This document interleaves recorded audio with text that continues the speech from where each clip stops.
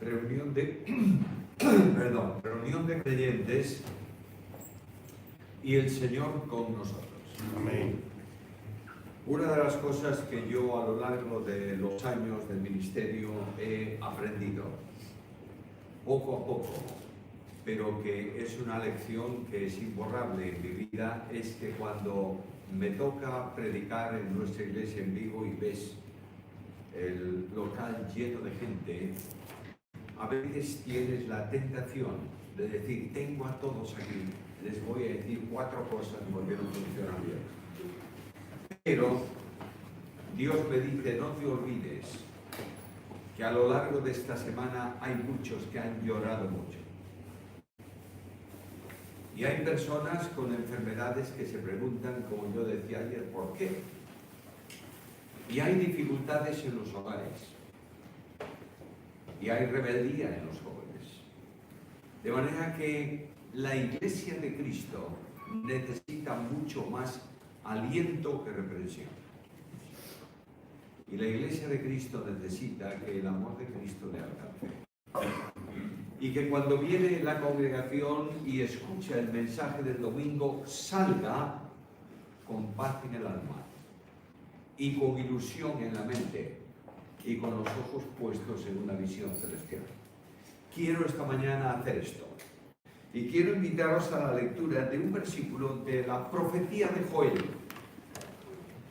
Ayer por la noche, cuando subimos, le decía a Susana, tengo aquí una inquietud con un versículo que tengo en la cabeza, y tomé un papelito y hice unas notas de ese versículo, que es este, porque lo tenía en mente y creo que es un versículo muy clave para cada uno de nosotros. Profecía de Joel, capítulo 3 y versículo 16.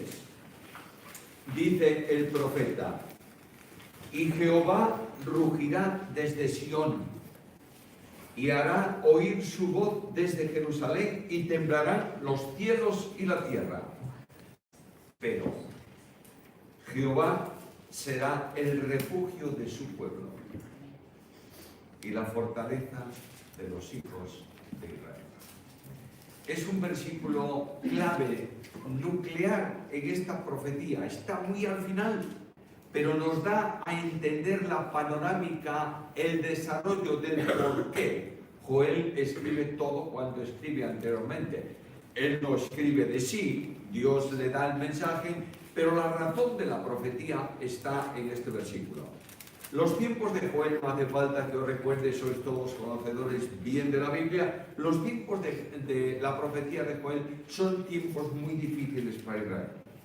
Ahí tenéis a Joás, ese rey que estuvo escondido por Jocabed, todos conocen la historia, perseguido, si alguien lo descubría seguramente que moriría, porque fue lo que se hizo con la familia real, etcétera, etcétera. Y en medio de toda esa situación hay también otra problemática, y es que los campos estaban secos, hubo hambre en el país, hubo dificultades, y el pueblo de Israel, por lo menos los piadosos de Israel, se preguntaban por qué Dios no nos cuida de otra manera. Y Dios habla a su pueblo, palabras firmes, palabras serias. Y al final de toda esta profecía, en donde se menciona también la sequía, la langosta, hay una referencia al día de Jehová. Y todos sabéis muy bien que día de Jehová es ese periodo de tiempo en donde Dios va a actuar de una manera especial. Cuando Juan está en Patmos, en el Apocalipsis lo describe, dice que estaba en el día del Señor. Y ese día del Señor no tiene nada que ver con el domingo. Se le comenzó a llamar día del Señor bien entrado el siglo III y el siglo IV. Pero antes al domingo se le llamaba domingo, en donde la iglesia se reunía para partir el pan, para tener comunión, etc. Juan tiene los pergaminos, posiblemente trozos de libros del Antiguo Testamento, en donde se hace énfasis en el día de Jehová, día de ira, día de juicio, día de castigo. Y Juan está en el espíritu en el día del Señor, pensando que ¿cuándo se cumplirá? ¿Cómo se cumplirá? ¿Cuál es la panorámica de esto? Y lo que él tiene de difícil, como todos los hombres del siglo I y de la Iglesia primera, era cohesionar las profecías un tanto aisladas sobre ese día en el Antiguo Testamento. Y el Espíritu Santo lo que hace es darle a Juan los eslabones que unen las profecías. Si tú tienes un poco de interés y lees con calma el Apocalipsis, encontrarás que el 80% de ese libro son profecías del Antiguo Testamento. Por tanto, hay muy poca revelación, digamos así, escatológica en ese libro. Simplemente Dios proyecta por medio de Juan el día del Señor y habla del futuro del día de Jehová. Pero en medio de toda esta conmoción de la profecía, pregunto, dejadme hacer una pregunta, no por respuesta. Porque cuando tú preguntas, ¿leíste últimamente la profecía de Joel? Alguno te dirá, sí. Y hay un versículo en la Biblia que dice, no mintáis los unos a los otros. De manera que cuando los profetas menores, y generalmente parte de la Biblia, se lee muy poquito, ¿verdad? Sí o no. Y se predica poquito. Lo que leemos de la Biblia, Antiguo Testamento, libro de Génesis, sí, porque es curioso, es interesante. Luego, Éxodo, está bien. La salida, todo está interesante también. Levítico, no, eso no hay quien lo entienda. Números, el otro, y nos saltamos ya Pentateuco, porque al fin y al cabo Deuteronomio repite prácticamente todo lo que dijo antes. Dejémoslo ahí. Y ahí comenzamos la andadura por el Antiguo Testamento. Salmos, por supuesto. Joder, ya no tanto, es un libro un poco pesado, ¿verdad? Y así vamos seleccionando. Profetas menores, ¿qué va? Y tú dices, Abdías, versículo 1, y verás que alguien le dice al ganado, ¿qué dijo? Abdías, Sofonías, parecen enfermedades más que libros. De modo que nos saltamos eso y vamos al Nuevo Testamento, Evangelios. Hechos también está bien. Romanos, bueno, está muy bien, pero capítulo 8, 9, 10 y 11, eso es problemático, dejémoslo ahí. Efesios, a partir del capítulo 3. Y así sucesivamente seleccionamos. ¿Tú crees que toda la Escritura es inspirada por Dios? Bueno, pues léela. Y maneja toda la Biblia. Y encontrarás tesoros como los del versículo de esta mañana. Este versículo contiene tres cosas esenciales. Primeramente, ¿quién habla? Dice, Jehová rugirá desde Sion. ¿Quién habla? Habla Dios. Y habla Dios como soberano. Si tienes la Biblia ahí abierta en ese versículo, da un par de vueltas a las páginas para atrás y mira el capítulo 2, versículos 19 y 20. 2, 19 y 20. Respondió Jehová y dijo a su pueblo, he aquí yo os envío pan, vino, aceite, seréis saciados de ellos, y nunca más haré de vosotros el ludibrio de las naciones. Y haré alejar de vosotros, ¿a quién? Al del norte, al pueblo del norte. Y lo echaré en tierra seca y desierta. Su vanguardia será hacia el mar oriental y su retaguardia al mar occidental, y exhalará su hedor y subirá su fetidez, porque hizo grandes cosas. ¿Quién habla? Soberano. Que le dice a Israel, tú no tienes prácticamente entidad hoy, y ves pueblos tan grandes ahí rodeándote, que además van a entrar y van a conquistar todo tu territorio, pero yo soy el soberano y caeré un rumbo diferente en el momento necesario. Habla el soberano Dios, y habla para decirnos cosas. Dice que habla con voz fuerte. Dios rugirá desde Sion. Y dice que gritará, hará oír su voz desde Jerusalén. El Dios que habla es el Dios que ha hablado siempre. Pero para escuchar la voz de Dios, y esto tengo que entenderlo claramente yo en cada momento, personalmente, es que para oír la voz de Él, tengo que callarme yo. El Dios de la Biblia es enormemente educado. Tú mira el libro de Job.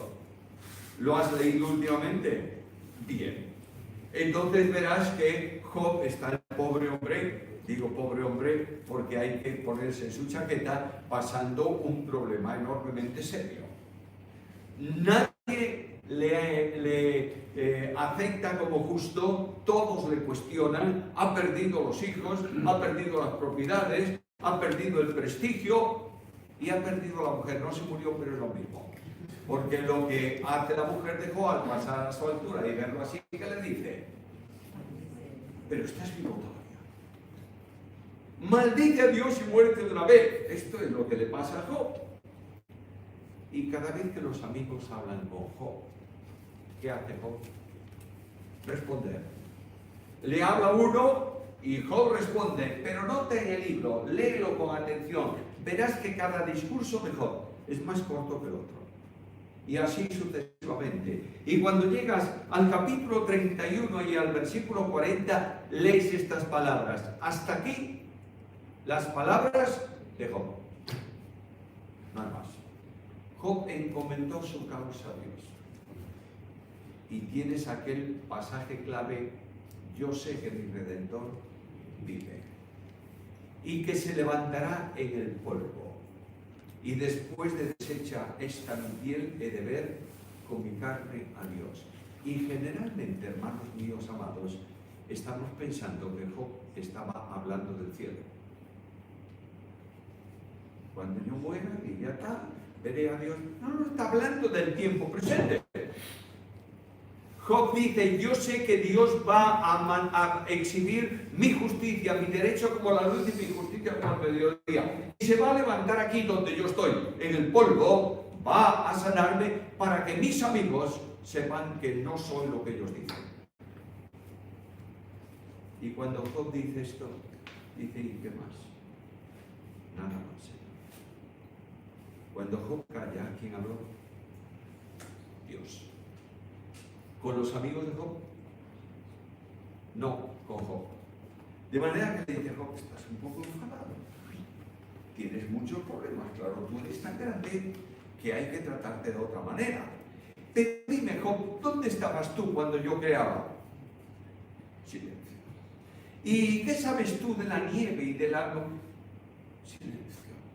Y al final de todo, Dios dice a Job, ¿te das cuenta que estabas más alto de lo que realmente eres? ¿Te das cuenta o no? Dios resiste a los y da gracia, de manera que Dios fue bajando a Job hasta el lugar en donde hay que estar tú y yo, en el polvo. Es decir, no somos nada, somos simplemente objetos de la gracia.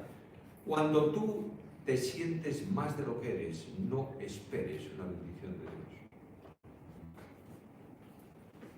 Solo aquel que levanta las manos cada mañana y dice, Señor, ¿qué quieres que haga? Sabes muy bien que la obra de Dios no la puede hacer el hombre. A mí me sorprende muchas veces cuando, por disculpa, yo lo he dicho muchas veces, es que yo estoy haciendo la obra de Dios. La obra de Dios la puede hacer ¿quién? Solo Dios, nada más. ¿La hace por medio de ti? Sí, con sus fuerzas, no con las tuyas. Y marcando Él el camino, no tú. Por tanto, la gran oración que tiene necesidad la Iglesia cada día es esta. Señor, ¿qué quieres que hagamos? Menos planes y más dependencia es el secreto de la victoria en la Iglesia local. Dios habla. Y Dios me dice, yo rujo, cállate y escucha lo que voy a decir. Y tiene para mí esta mañana un par de enseñanzas impresionantes. Dice que los cielos y la tierra van a temblar, Él es poderoso, soberano, pero Jehová será refugio de su pueblo. Aquí tienes una expresión de aliento y de esperanza. Quien habla es Jehová. Sabéis muy bien que ese nombre, Jehová, que tiene el concepto yo soy el que soy, es esencialmente el Dios que pacta, el Dios que desciende al encuentro del pueblo.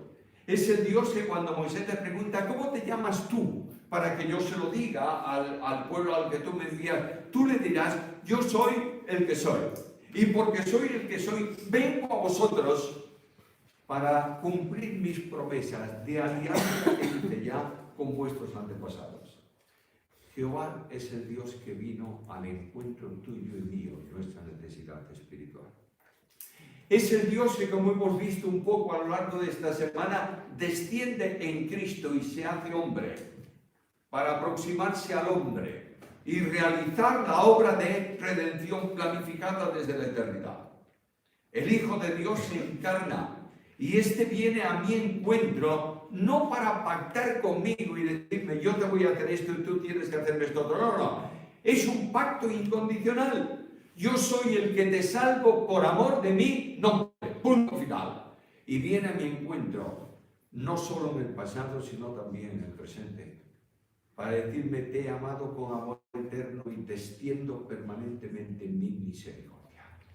Es el Dios de la esperanza, el Dios del consuelo. En el pasado cambió nuestra esperanza, nuestra desesperanza en esperanza. Abres, por ejemplo, la carta a los Efesios y ahí en el capítulo 2, versículo 12, te está diciendo lo que eras. Estabais sin Cristo, sin esperanza, ajenos a los pactos de la promesa. Pero este Dios se hizo esperanza para ti y para mí. Pedro dice algo muy serio acerca de los creyentes y de la iglesia. No erais pueblo. ¿Te das cuenta? Había un pueblo que Dios había escogido, el pueblo de Israel. Había hecho un pacto con Abraham, lo confirma con Isaac, con Jacob, y llega al final de la historia y nosotros estábamos, dice Pedro, sin esperanza. Pablo también lo dice, sin esperanza y sin Dios en el mundo. Y este admirable Dios viene a nuestro encuentro para decirme, quiero alcanzarte de tu miseria y trasladarte a dónde. Porque esto lo olvidamos muchísimas veces. Y juntamente con Él nos resucitó. Y asimismo nos hizo sentar con Él, ¿dónde? En lugares celestiales. Mira dónde estás tú.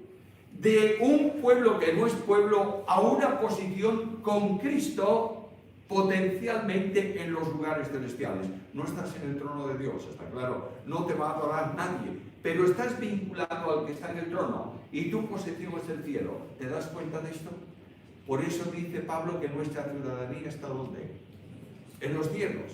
Y es más, el apóstol dice, en razón de eso, poned la mira en las... ¿Entendiste bien ese versículo? Es un versículo muy mal entendido y que produce cierto acopio. Es decir, algunos entienden esto. La iglesia está aquí abajo en la tierra caminando y camina de esta manera. ¿Lo has hecho tú alguna vez? ¿Quieres probar lo que pasa? Te levantas ahí donde estás, ponte en el medio del pasillo, levantas y la cabeza y ponte a caminar. ¿Sabes lo que va a pasar? Vas a llevar un golpe o dos o tres o no. Lo que no puedes hacer tú, ¿quieres que lo haga la iglesia? Y claro, poner la mira en las cosas de arriba significa hacer una lista de cosas que son buenas y de cosas que son malas. Y esto ha arruinado muchas vidas cristianas, porque le han puesto encima una carga que no pueden soportar.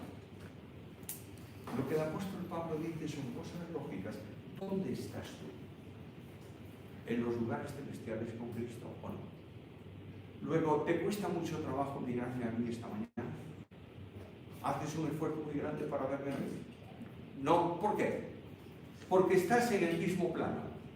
No hay ningún esfuerzo, tú estás ahí, yo estoy aquí. Lo lógico es que tú mires lo que hay en tu entorno, ¿no es esto? Si tú estás con Cristo en los lugares celestiales, ¿cuál es la visión que tienes que tener? Natural. Las cosas de arriba. ¿Te das cuenta lo fácil que es la vida cristiana? No te esfuerces en hacer tú y en cumplir tú lo que no puedes, porque Dios es el que en vosotros produce así el querer como el hacer por su buena voluntad. El Dios que salva da esencialmente dos cosas: libertad y seguridad. La Biblia enseña y Jesús dice: si el Hijo os libertare, seréis verdaderamente libres. Libertad, ¿cuándo?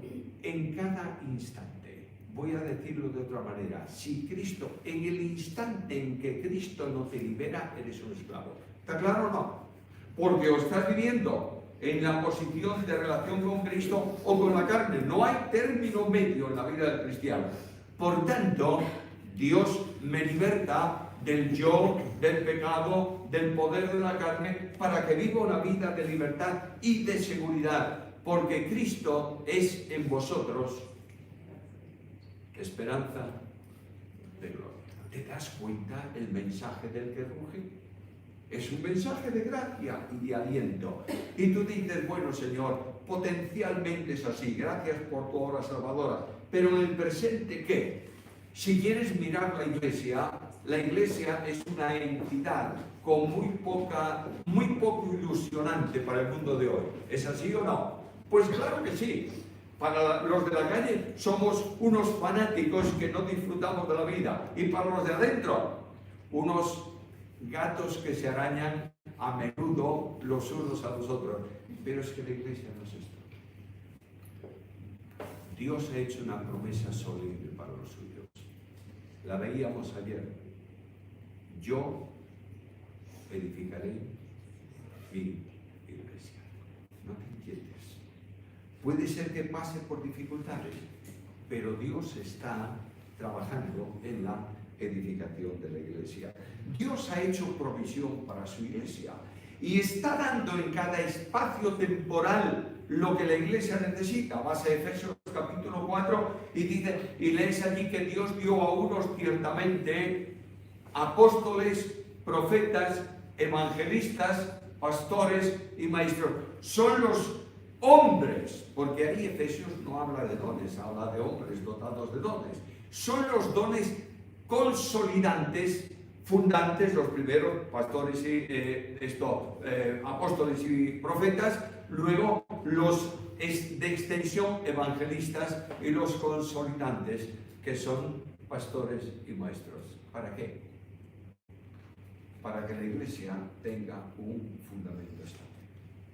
Para que la iglesia pueda, caminando orientada por la Biblia, tener seguridad y esperanza. Dios da también los recursos para la iglesia. ¿Y cuáles son los recursos para la iglesia? Uno solo. Santiago 4:6. Pero Él da mayor gracia. Es la gracia de Dios la que asiste y la que conduce la iglesia. Ahí tienes a Pablo. Pablo dice, mira, yo he trabajado más que todos ellos juntos. ¿Es verdad? Si él lo dice, seguramente que sí. Y he llenado todo con el Evangelio de Cristo. Vaya, Pablo, qué fantástico tipo. Has aprovechado el tiempo. ¿Qué dice Pablo inmediatamente? Mas no yo, sino la gracia de Dios conmigo. Entendamos esto, por favor. No hay recurso humano que solucione el problema, pero la gracia sí. Y cuando el pecado abundó, ¿qué ocurrió? Sobreabundó la gracia. Y cuando los problemas vienen a la iglesia porque el enemigo está batallando contra ella, ¿cuál es la solución? La gracia de Dios. Dios da los recursos para la iglesia. Dios da la posición para la iglesia. Y recuerdo lo que os acabo de decir al principio, que en Cristo Jesús nos resucitó y asimismo nos hizo sentar con Él. ¿En dónde? En lugares celestiales. Somos un pueblo de ciudadanía celestial y vamos caminando hacia el cielo con una orientación clara, que cada creyente sea conformado a la imagen de Jesucristo. ¿Lo crees o no? Amén. El Espíritu Santo está trabajando en esto para reproducir el carácter moral de Jesús. Quiero decirte algo que seguramente que tú sabes muy bien. Cuando entremos en el cielo, o tenemos la imagen de Cristo o no entramos en el cielo. Así, claro. Puse este ejemplo muchas veces, no sé si lo habréis oído de mi parte, pero tú vas a un país extranjero. Los que viajamos un poquito, o hemos viajado un poquito, yo soy hombre curioso, ¿sabes? Y me gusta observar. Llegamos a un aeropuerto y mientras Susana estaba a lo mejor buscando el wifi para poder conectar su móvil, yo estoy viendo lo que hacen todos. Y todos golpean el móvil para ver si... La gente está muy nerviosa, muy apurada. Y lo más importante o curioso para mí es cuando llegas al mostrador policía.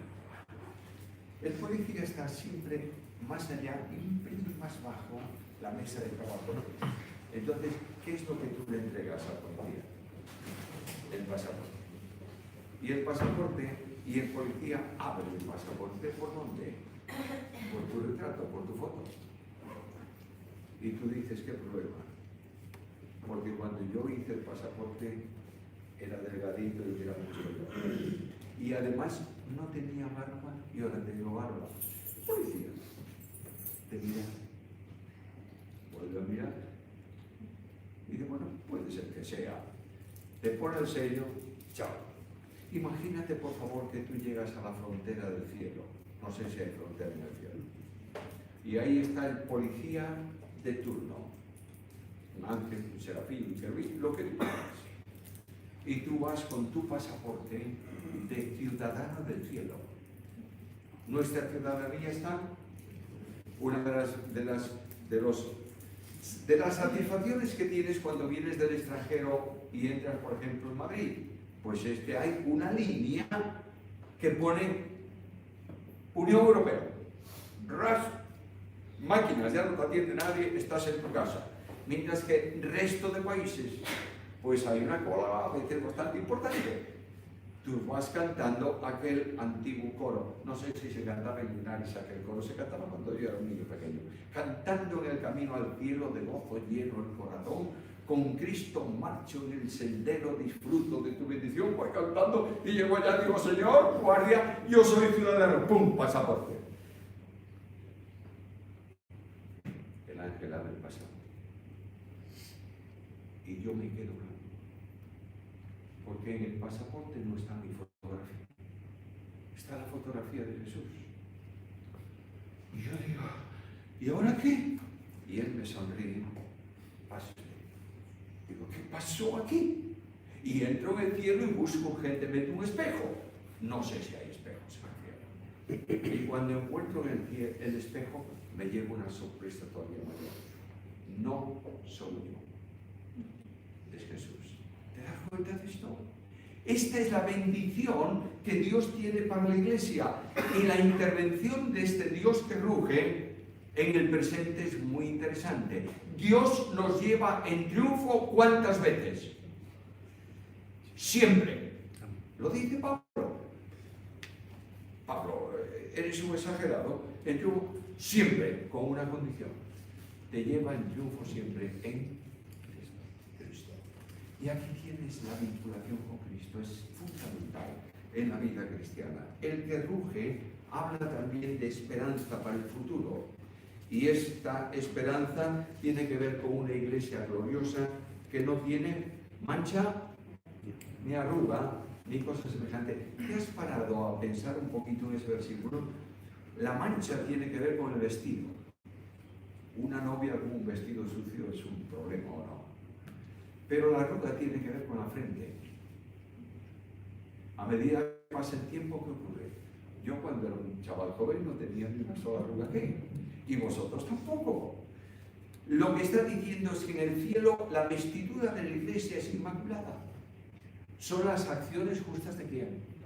Acciones justas de los santos.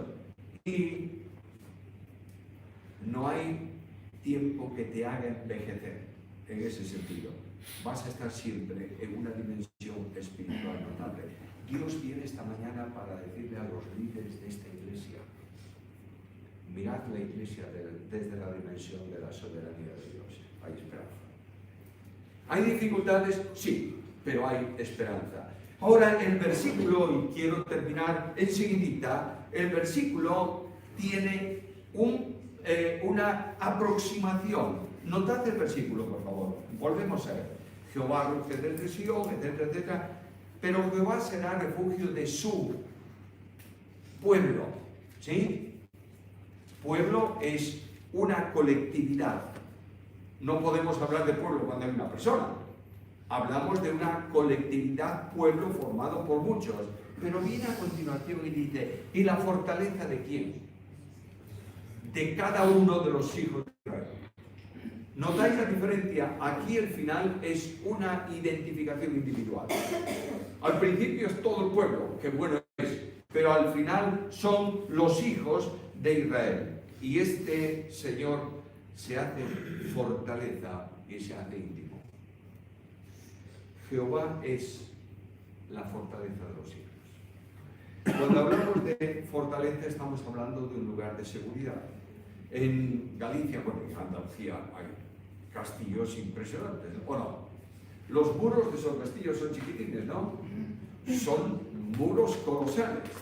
Hay una fortaleza del siglo XII en Galicia, donde estuvimos Susana y yo cuando nos casamos celebrando la comida en esa fortaleza, siglo XII. Y tú te metes en ese castillo y dices, es difícil que alguien pudiera entrar aquí. Subes el puente levadizo, cierras las puertas, bloqueas todo, a ver quién entra a la fortaleza. Cristo es nuestra fortaleza de seguridad. No hay nada ni nadie que pueda tocar y turbar nuestra vida si estamos refugiados en Él. Lugar de seguridad, porque la fortaleza rodea.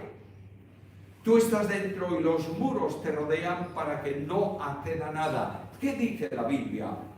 El ángel de Jehová acampa, ¿en dónde? ¿En derredor de quién?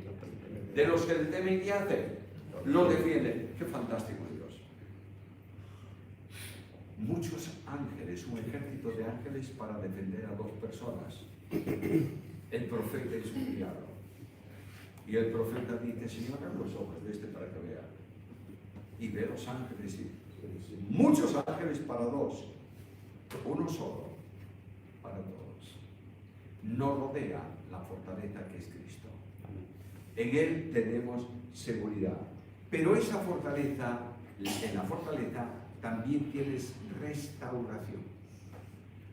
En una batalla, los heridos en el combate que podían se refugiaban en la fortaleza y allí, seguros del enemigo, les curaban las heridas. Necesitamos ser restaurados siempre. Por eso la Biblia me dice, ¿sabes cómo se llama el Dios que te restaura? Se llama el Dios de Jacob. Qué fantástico es cuando encuentro esa expresión, el Dios de Jacob. ¿Quién era Jacob? Un calamidad, humanamente hablando. Y este Jacob, que era un calamidad, oye, mentiroso, ladrón. ¿Cómo suena? Llega el suegro, tío, el suegro de Jacob, igual que Jacob. Le roba a Jacob 7 años de trabajo, no le da nada, Jacob no tiene nada. Jacob dice, bueno, vamos a ver quién gana aquí. Y ahora, ¿te parece que las ovejitas blancas sean para mí y las pintadas para mí? Sí, muy bien. Todas las blancas en el rebaño de Jacob crecía porque nacían blancas solo y luego después, no, oye Jacob, eso no. Ahora vamos a las pintadas para ti. Y Jacob hacía sus artimañas y el rebaño de Jacob tal y el rebaño de Adán mucho mejor. Era así. Y cuando se va, no me diga nadie que no sabía que su esposa le había robado los ídolos al padre. Era una pieza este hombre. Es justamente al Dios de Jacob, el usurpador, el que lucha con el ángel y le cambia el nombre por Israel. Tengo muchos fracasos, muchos problemas en mi vida, pero soy más que vencedor por medio de aquel que nos amó. Y finalmente, este que está ahí en el versículo, es en la fortaleza, es un lugar de aliento y de fuerzas personales. Veo a un hombre de Dios en una tremenda depresión, paréntesis. Hablar de depresión, muchas veces en nuestro mundo, es hablar de una persona con un pecado gravísimo. No, señor. No. La depresión, bueno, puede ser originada por un pecado, también es verdad, pero la depresión es un problema psicológico, ¿no? De la misma forma que un hombre de Dios bien honesto puede tener un cáncer de estómago, un hombre de Dios bien honesto puede tener una depresión. ¿Quieres un ejemplo? tienes a Elías. ¿Qué hace Elías? Tirado debajo de un árbol. ¿Qué le dice a Dios? Mátame, porque no soy mejor que mis padres. Y Dios dice, está deprimido. Para un deprimido lo mejor es una buena comida, le da una comida y que deje de ver las cosas de su entorno y que pase. Lo recetan los médicos ahora, claro. Y dice, a caminar una carrera turística, 40 días desde aquí hasta el Monte de Dios. Y cuando llega al Monte de Dios, está exactamente igual. Se tira debajo de un árbol y dice, quiero morirme. Y viene Dios y se acerca a Elías y le dice, ¿qué haces ahí, Elías? No. Se acerca y dice, pequeñín mío, ¿por qué estás así? Y él le dice al Señor, estoy yo solo, no tienes más que a mí. Si me matan, te has quedado sin nadie. Y claro, Dios le dice, Elías, por favor, ¿te llegarían 7.000? Pues tengo 7.000 que están como tú y son tu provisión. La gracia admirable de Dios en la fortaleza restaura tu vida. Y cuando tengas un problema muy grave, tal vez una enfermedad, no importa lo que sea, lees el Salmo 91 en el versículo 15 y dice, con él estaré yo en la angustia. Nunca estás solo. La fortaleza es la provisión de Dios y el Dios que ruge omnipotente viene junto a su Hijo. Lo conoce individualmente y tiene provisión para él. La bendición que podemos disfrutar es en la medida en que estemos en la fortaleza. Fuera de ella hay problemas, dentro hay paz.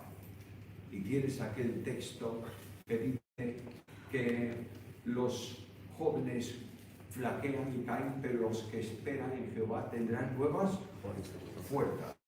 Y dice que correrán, no se cansarán, caminarán y no se fatigarán. Bueno, hay para todas las edades, porque el joven corre, el mediano camina y los abuelos descansan, pero en cada momento el Dios que ruge es tu fortaleza. Yo quisiera que esta mañana, cuando salgáis de este lugar, con tus cargas, con tus pruebas, con tus lágrimas, con tu tristeza, puedas decir, Señor, permíteme ver que estoy en la fortaleza y que no hay nada ni nadie que se pueda oponer a ti. Que Dios añada su bendición a lo largo de este día.